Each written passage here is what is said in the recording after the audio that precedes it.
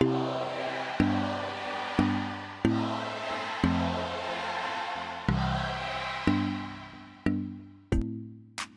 hello and welcome to We're Lifting You Higher podcast. I am Brenda, and this is my lovely partner in crime, Jessica.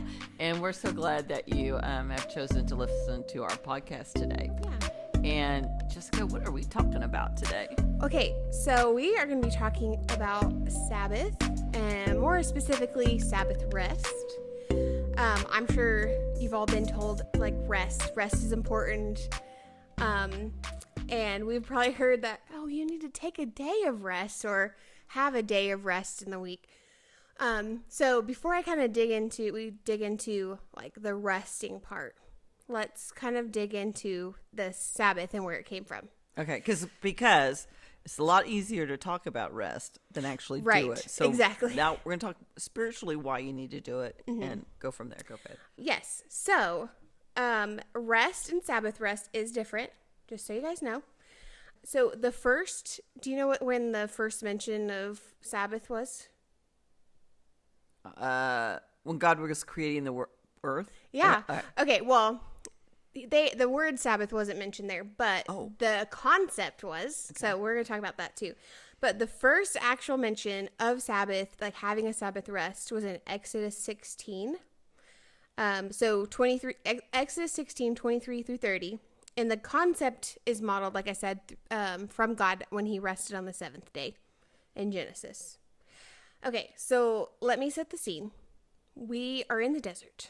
Okay. God has brought the Israelites out of bondage of Egypt, right? Uh-huh.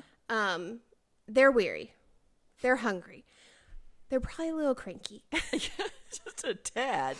Maybe just a tad, like, why did we decide to follow this random person out into the wilderness? Okay, well, and then... And the euphoria has wore off. Yes. Okay, because you know how that is. Because, after the 10 plagues, you're excited. Okay, so then in Exodus 16, I'm going to read verse 4 and 5. It says, Then the Lord said to Moses, I'm going to rain bread from heaven for you. The people are to go out each day and gather enough for that day. This way, I will test them and see whether or not they will follow my instructions. On the sixth day, when they prepare what they bring in, it will be twice as much as they gather on other days. So that was God's instruction, to gather for 6, rest for the 7th. And then we all know, if you have read Exodus, that they didn't follow, really, the instructions. They gathered a lot, and it rotted overnight, right? Mm-hmm. Mm-hmm. Okay, so let me break this down just a little bit more. The word Sabbath means rest, obviously, but it's complete rest. It's like to cease or just complete peace, complete rest. And it's found in every section of the biblical text. It's the practice of ceasing work, and I really liked this. It's to be at peace from conflict. And if you work in the legal field, you know what the term cease and desist means. It means stop. Stop it. Yes. Just stop it. Yeah. Okay. Just stop, angry fist here. Okay, so I wanted to put this in here, side note. God didn't want the prayers of the Israelites to stop, like cease and desist. He wanted them to be at peace. He wanted their bodies to be at peace, to rest. So he's not saying...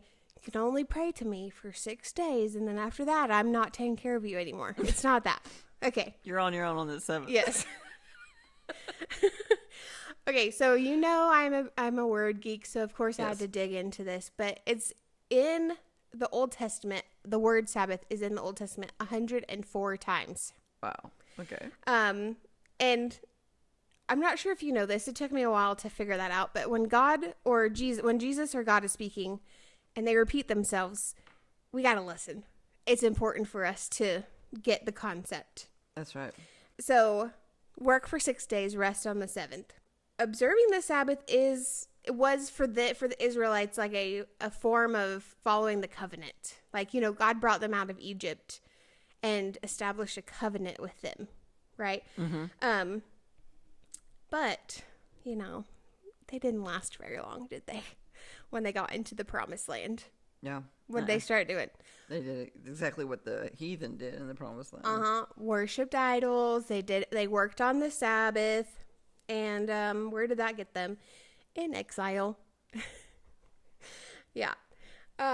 So if you continue to follow the journey of the word Sabbath along, it was modified. So they were trying to follow, but not really following the Sabbath rest that God had first established with them in the wilderness. Mm-hmm. Well, they were working. And then it got modified so God just said, no working. He didn't give any other specifications, just on the seventh day you rest. Okay, he didn't say rest means you can only stay in bed all day. Like, it wasn't anything like that. So they began to change what they felt God was asking them. And really? Into this, and it was like silly things like no walking further than 100 cubits, which is like 1,500 feet, or no wearing perfume, or opening sealed vessels. How is that part of no working? So I can't open a can of beans or... Right. Okay. Right. And girlfriend likes to wear a little cologne. I know. Isn't that you crazy? gotta wear perfume, even if you're not dressing up to go out or work, That's, you know why? Because man loves to make law. Yes. Because when man makes law, then they feel holy about themselves without having to go through God to be made holy. Right. Yeah, okay. So, and then we go as far as as per Mark 3:1-6, healing on the Sabbath. If you haven't read Mark 3:1-6, it's when Jesus heals a man in the temple. His hand was messed up. And then let me remind all of us, myself included, what Jesus said about the Sabbath. Ready? Then he said to them, the Sabbath was made for man, not the man for the Sabbath. That's Mark 2:27. Mm-hmm. Mm-hmm. So, and you know what that means? I think yeah. This is my interpretation of that. Is, go for it. So many people get caught up on what is actually the day of Sabbath. Mm-hmm. And it's like, I don't really think God was saying, okay, it's Sunday. Because I'll tell you what, if you go to Israel, it's Saturday. It's Saturday, yeah. And it's weird because we're so Americanized. Mm-hmm. We're used to it being Sunday. And then when you go over there, it's like, it's Saturday. What do you mean? Mm-hmm. But I have found that sometimes Saturday is my day of rest. Yeah. Because if I'm serving in the church on Sunday, I've got responsibilities I've got to meet. And so I need to take my down day as Saturday, because I know Sunday I'm going to be functioning in the church and doing responsibilities and things like that. And that's technically not really a day off, because I'm working, just working not for man, but in the church. Right. And so, so sometimes my Sabbath day is Saturday, and then Sunday will be my Monday. Yeah. Which technically, if you want to get technical, yes, that would be right, because then I'm giving the first fruit of the week to God. Yep. But I don't want to mess people's heads. But go ahead. No, let's do it. Yeah, anyway, so let's not go off. Let's not go off. I could go off on a tangent here. Okay. All right. Okay, so after the Babylon exile, then that's when the Pharisees started to pop up. Okay. Right. This, again, still before Jesus coming, before he was born and walking around. So the Pharisees were so focused on the 610 laws, 610 something laws, of not breaking them. They wanted to be legalistic and not, religious. That's why they were so blinded when Jesus came.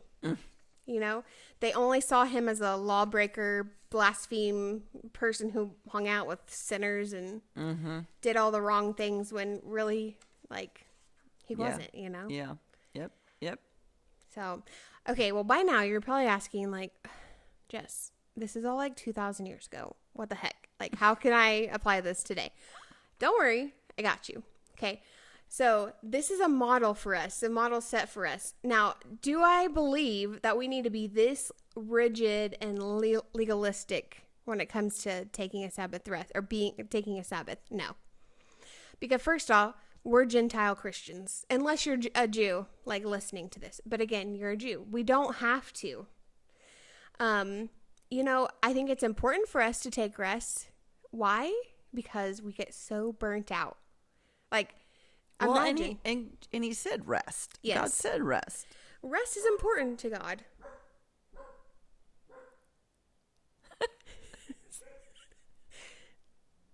Sorry, I was waiting for him to stop barking. Jessica's little weenie dog is barking in the background. Can you hear it? I'm sorry. Oh, okay. Back on to Sabbath. That's right. Okay, so we've all seen those people that are burnt out because they're working 7 days a week for, 80 plus hours a week. Okay? Burnt out. The weekend break, honestly, sometimes when I was working like a 40-hour-a-week plus job, the weekends was never enough. Like, I needed more time. So, when we don't rest, we let the stress of family life, work, extracurriculars impact us. And we've talked about this before, I think, what stress does to our body. Yes. So I think America is like the number one offender about not resting. I agree. Because if you go to like Europe, there are some countries that automatically, when you come working, you get 30 days of vacation time. You don't get that in America. Oh, no. You get 2 weeks, and that's the standard. And some even less than that, depending on if it's retail or something like that. It might be even actually less. And so so we are the biggest offenders, and so we take that plus your family needs. Yes. And so it's like there's just never any time to rest. And I think if God says it, it must be important, and we need to do it. And because you got to enjoy the journey. Right. And if you're just running all the time, something's gonna break down. Yeah, I know America is the biggest offender of, the American dream. Well, I mean, the American dream is great, but like, when are you gonna have time to live in that enjoy it, right. That travel and that whatever you want to do? Yes. You can't when you're working 80 hours a week. Exactly. Oh my goodness. Exactly. Yeah. So I think that probably some of the things that you want to. So how do you make this practical in your life?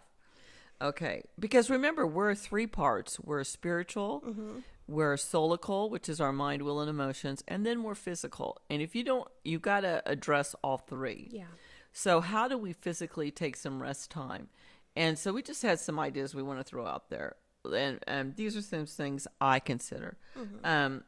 Like ultimate day that brings relaxation. Like, I can tell you straight up that first of all, there is nothing quite like a mani-pedi. Oh, yeah. Now, I mean, for me anyway, it is like I will fall asleep in the chair, literally. Yeah, you're getting a massage and. I know, it's lovely. Oh. Okay. That's not a whole day. That's just one experience. But, just some type of, even men, I love it when wives bring in their crusty old husband's toes, and they're getting a pedicure, and I'm like, and they're like totally, you can see the look on their face like, oh my God, why didn't anybody tell me about this? It's like, I know, it's lovely, isn't it? And so, but, just like a day spa day, just wear a mani-pedi or, maybe the whole package deal, whatever you can, do. And I know that's expensive, but maybe you should just like treat yourself, stuff away a little stuff, save those quarters and change, and just splurge on yourself, maybe once or twice a year. Or if anybody does the Dave Ramsey system, where you get your fun money. I just we get a set, my husband and I are doing this, and we get a set amount of fun money. Okay, well, I just take part of that and hide it away so I can forget about it. And then eventually I have enough for like a, mani-pedi, a massage, whatever. Let me tell you, my favorite thing to do, and I do this on my birthday, and I started it about 3 years ago, and I was like, I should have done this 50 years ago.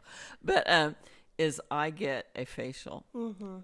I think every woman on the planet should experience what a facial feels like. It's so relaxing. I know. And let me tell you, I just squirrel away the money because of how much it costs, and I just, squirrel it away. And then on my birthday, I go cash it all in for a facial at this little fancy place. Spa. Okay. Spa place.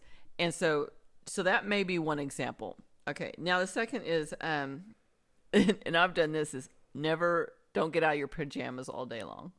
Oh. Because if in your jammies all day long, yeah, nothing's happening. And that's, so it is. It's just like, I don't care if you binge watch movies, as long as you're not binge watching horror or, something, ungodly. Just don't get out of your pajamas all day long. Don't put makeup on. Yeah. Do brush your teeth. But just stay in your jams all day long. And I'll tell you what, if you have children, your children are watching you too. Yeah. And so if you could make like a day of it. It's like, okay, today we're not getting out of our pajamas. Mm-hmm. We're spending the whole day in our pajamas. I'm telling you, I don't know one kid that would say, all right. Yeah. Like be really excited about that. Yeah. And so that's one idea. Number 3 is have some special comfort food that you enjoy that day. Okay, like, I don't know, like you might want to make it the day before because maybe for you making it is work. Yeah. But if you enjoy making it, then that might be something you make the day of. Mm-hmm. Like, like a pot of chicken noodle soup or whatever it is that you have in your mind that is comfort food for you or your family. And then you have it there. And that is, again, another way of just bringing rest and comfort to you is by not having to by feeding your soul. Mm-hmm. And so I kind of stole that from the title. I'm trying not to steal the title. What's that book called? Chicken Soup for the Soul? Oh, yes. So I'm not trying to steal that, but I'm just, whatever it is, if it's a bowl of chili, whatever it is, just, use that special comfort food, biscuits and gravy, whatever it is. Oh, yeah.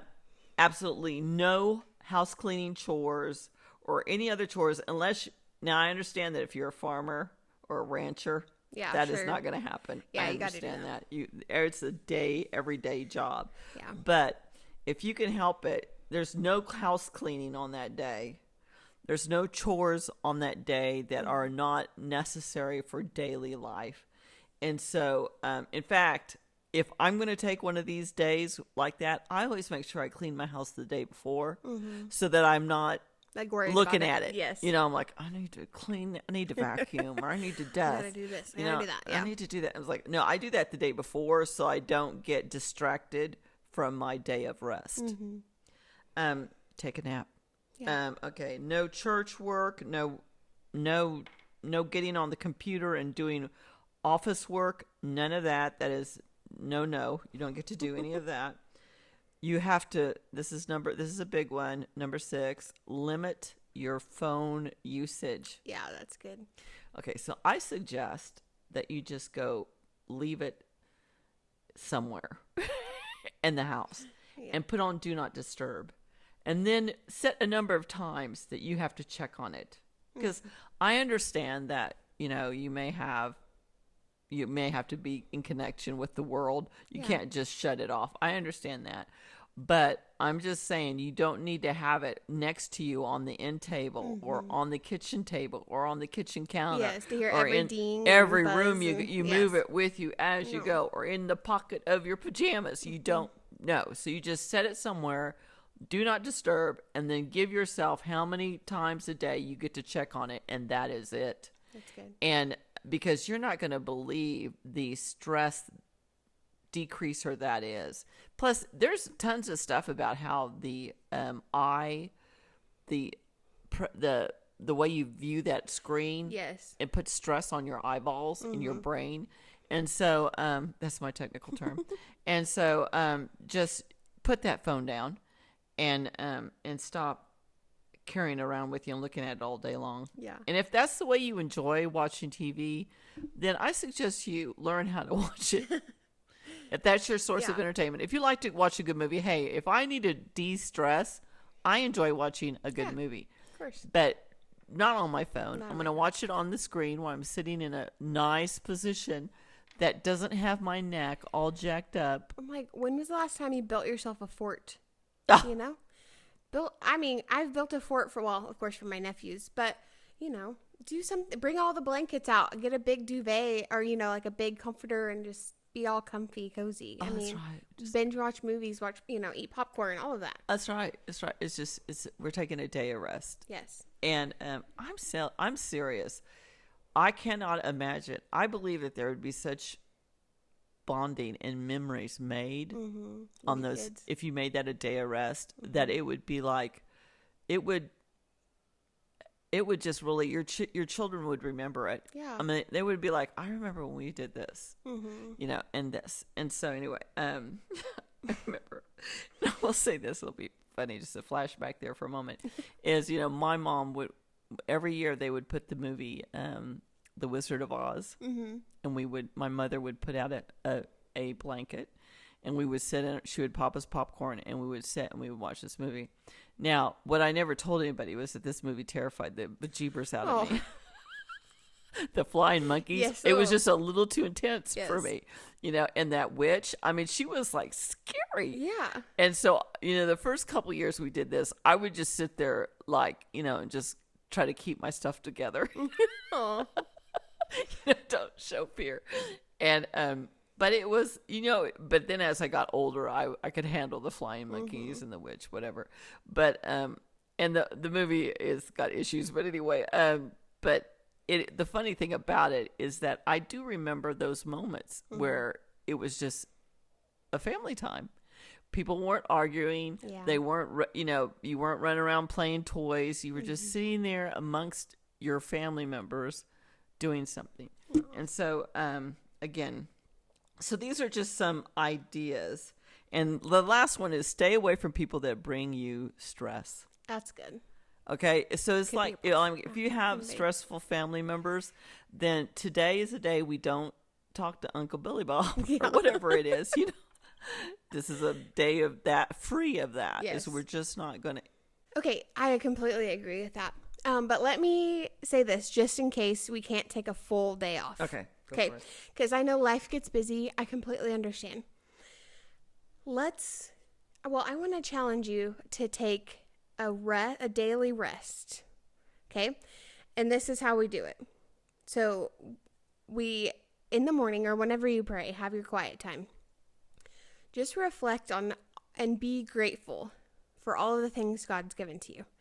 Okay, we're not asking for anything. We're not saying, oh my gosh, Sally Sue is like driving me nuts at work. No. God, thank you for life. Thank you for this breath in my lungs, like those kind of things. And then I want you to sit in peace, like sit in quiet in the silence. We've talked about this. But it's hard. I can attest to that. It is so hard because your brain is, especially mine, is always going every which way. But you have to capture those thoughts. No, I'm focusing on the Lord. And what helps me is going to a place in my mind. So there is my favorite park in the town we live is really beautiful. Tons of trees. And there's this one spot that's just been so special to me. So in my mind, there's a bench there where God and I sit. And I go there and sit with him in the quiet. But that kind of helps me. You don't have to do that, but that just helps me focus in on my mind, because otherwise I would just be every which way. I got so much to do today, blah, blah, blah, all of that. But sit in the silence. Can I just interject real quick here, because I know we're kind of going along here, is your vision is a park. See, I go in my head, my vision is, I imagine what that temple looked like. Yeah. That, Jesus came through and tossed everything out. Mm-hmm. But I imagine it pristine, golden. Yeah. And I'm just sitting in there, again, on a bench, and the presence of the Lord is there. That is where I go when I'm trying to bring my brain to a peaceful moment of not thinking about a bazillion things and just focusing on if God's going to speak to me or not, through the Holy Spirit, and just sit there and rest in peace. Yeah. So you do a park. I do what I imagine what the temple would have looked like. Whatever brings you peace. Right. If it makes you upset or uneasy at all, thinking, oh my gosh, I'm about to be judged, courts of heaven kind of thing, don't worry about that. Find a place that brings you peace. And that just brings me a lot of peace. Right. And that's what I joy. Yeah. Okay. Last thing here. I'm going to challenge you, each of us, me too, because I do this. Don't be nervous about the silence. Okay? Don't be nervous about the silence. Be patient. And because what does God want most of all? A relationship with us, right? Mm-hmm. And how do you build a good relationship with people here on earth? You spend time with them. Mm-hmm. And when we're not asking or we're not saying anything, we're just waiting, we're just in his presence. That's how we deepen our relationship with Father God. Right. So don't be nervous about the silence. And it doesn't have to be like hours and hours a day. You know, just in your quiet time, just let God speak instead of you constantly. So right. Okay. Well, we're so glad that you took your time out of your day to listen to our podcast. And we just want you to remember that you are loved. You are beautiful inside and out. That you have a purpose and you are definitely needed. Yes. So be blessed and stay safe. And